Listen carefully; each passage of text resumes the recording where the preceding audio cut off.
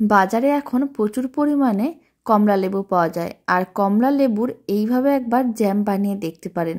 কোনো রকম food colour বা কেমিক্যাল ছাড়াই বানানো যায়, আর খেতেও ভীষণ ভালো হয়, যা ছোট থেকে বড় যে কেউ খুবই পছন্দ করবে। আর এইভাবে কমলা লেবুর জ্যাম বানালে কমেন্ট বক্সে জানাতে একেবারেই ভুলবেন না খেয়ে আপনাদের কেমন লাগলো। মাত্র কয়েক মিনিটের মধ্যেই রেডি হয়ে যায়। নমস্কার, আমি রুমি। আপনাদের সবাইকে আবারও একটা দারুণ স্বাদের রেসিপিতে স্বাগত। প্রথমে আমি এখানে 4টে কমলা লেবু নিয়েছি। এবার আপনারা চাইলে পরিমাণটা বাড়িয়ে নিতে পারেন। এখানে আমি 4টে কমলা লেবু দিয়েই রেসিপিটা বানানো দেখাবো। কিছুটা পরিমাণ জল দিয়ে কমলা লেবুগুলোকে ভালো করে ধুয়ে নিতে হবে, যাতে কোনো রকমের ময়লা না থাকে। কমলা লেবুগুলোকে খুব ভালো করে ধুয়ে নিয়েছিলাম, জলটা ফেলে দিয়েছি। এবার খোসাটা ছাড়িয়ে নিতে হবে। আপনারা চাইলে খোসাগুলো ফেলে দিতে পারেন বা খোসাগুলো দিয়ে আপনারা ক্যান্ডিও বানিয়ে নিতে পারেন। কমলা লেবুর খোসার ক্যান্ডির রেসিপিটা আমি আপনাদের পরে দেখাবো। আজ আমি আপনাদের শুধুমাত্র জ্যাম বানানো দেখাবো। তার জন্য খোসাগুলো এইভাবে ছাড়িয়ে আলাদা করে রেখে দিয়েছি। সমস্ত কমলা লেবুর একইভাবে খোসাগুলো ছাড়িয়ে নিতে হবে। আর এই কমলা লেবুর জ্যাম বানানোর জন্য কোনো রকম কেমিক্যাল বা ফুড কালার ব্যবহার করা হয়নি, তাই ছোটদের খেতে কোনো রকম অসুবিধাও হবে না, আর খেতেও ভীষণ ভালো হয়। আপনারা বাচ্চাদের টিফিনেও এইভাবে জ্যাম দিয়ে ব্রেড দিতে পারেন, খেতে বেশ ভালো লাগবে। সমস্ত কমলা লেবুর খোসাগুলো ছাড়িয়ে নিয়েছিলাম। এবার কমলা লেবুর খোসাটা ছাড়িয়ে নেওয়ার পরে এইভাবে এক একটা কমলা লেবুকে আলাদা করে নিতে হবে, মানে প্রত্যেকটা এইভাবে আলাদা করে নিচ্ছি যাতে কমলা লেবুর জুসটা রেডি করতে সুবিধা হয়। এইভাবে সমস্তগুলো আলাদা করে তারপরে আমি আপনাদের একসঙ্গে দেখাচ্ছি। কয়েকটা কমলা লেবু নিতে হবে আর এইভাবে একটু প্রেস করে দিতে হবে, তাহলে কিন্তু কমলা লেবুর জুসটা বেরিয়ে আসবে।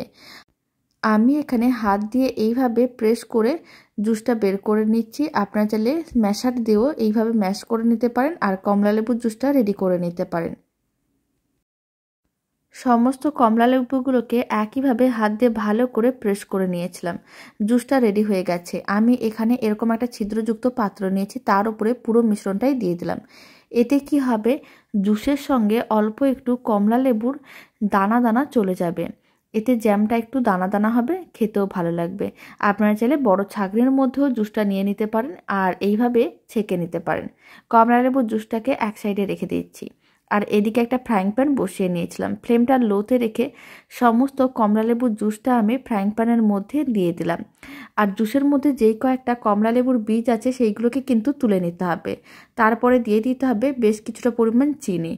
এখানে আমি প্রায় 150 গ্রামের মতন চিনি দিয়ে দিলাম, কারণ জ্যাম বানাতে চিনির প্রয়োজনটা একটু বেশি পড়ে। খুব ভালো করে চিনিগুলোকে মিশিয়ে নিতে হবে আর চিনি মেল্ট হওয়ার জন্য অপেক্ষা করতে হবে। ফ্লেমটা এখন মিডিয়ামে করে দিতে হবে, এতে চিনিগুলো অনেক তাড়াতাড়ি মেল্ট হয়ে যাবে। কোনো রকম ফুড কালার দেওয়ার দরকার নেই। এইভাবেই কিন্তু জ্যামটা রেডি করলে কালারটা খুবই সুন্দর আসবে। এতে দেখতেও ভালো লাগবে, খেতেও ভালো লাগবে। প্রায় 5 মিনিট মিডিয়াম ফ্লেমে রেখে দিয়েছিলাম, চিনিগুলো মেল্ট হয়ে গেছে। এবার জ্যামটাকে নাড়াচাড়া করে ঘন করতে হবে আর কন্টিনিউ নাড়াচাড়া করতে হবে। প্রায় 10 থেকে 12 মিনিট মিডিয়াম ফ্লেমে এইভাবে নাড়াচাড়া করে জ্যামটাকে ঘন করে নিয়েছিলাম। আপনারা দেখুন কালারটা কিন্তু একেবারেই চেঞ্জ হয়ে গেছে আর মিশ্রণটা আগের থেকে ঘন হয়ে গেছে। এখন ফ্লেমটা অফ করে দিতে হবে আর এইভাবে গরম অবস্থায় জ্যামটাকে যে কোনো পাত্রের মধ্যে নিয়ে নিতে হবে। আমি এখানে একটা কাঁচের বাটি নিয়েছি, আপনারা চাইলে কাঁচের যে কোনো ধরনের বয়ামের মধ্যে নিতে পারেন। তারপরে পুরো মিশ্রণটাকে নিয়ে এইভাবে 30-40 মিনিটের মতন রেখে দিচ্ছি। আপনাদের কাছে সময়টা বেশি থাকলে আপনারা 2-3 ঘন্টাও রেখে দিতে পারেন, এতে জ্যামটা আরও একটু ঘন হয়ে যাবে। তবে এখানে আমি প্রায় 30 মিনিটের মতন রেখে দিয়েছিলাম। কিছুটা ঠান্ডা হয়ে গেছে, এবার জ্যামটা আমি আপনাদের দেখিয়ে দিচ্ছি।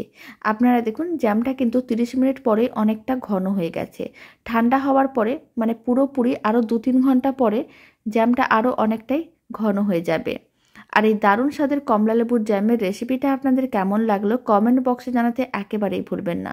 রেসিপিটা ভালো লেগে থাকলে আপনারা যদি ফেসবুক থেকে রেসিপিটা দেখছেন পেজটিকে ফলো করে নেওয়ার অনুরোধ রইল। ইউটিউব থেকে দেখলে চ্যানেলটি সাবস্ক্রাইব করে নেওয়ার অনুরোধ রইল। তো চলুন ভিডিওটা আমি এখানে শেষ করছি। আপনারা সবাই ভালো থাকবেন, সুস্থ থাকবেন। আপনাদের সঙ্গে আবার নতুন রেসিপি নিয়ে দেখা হচ্ছে।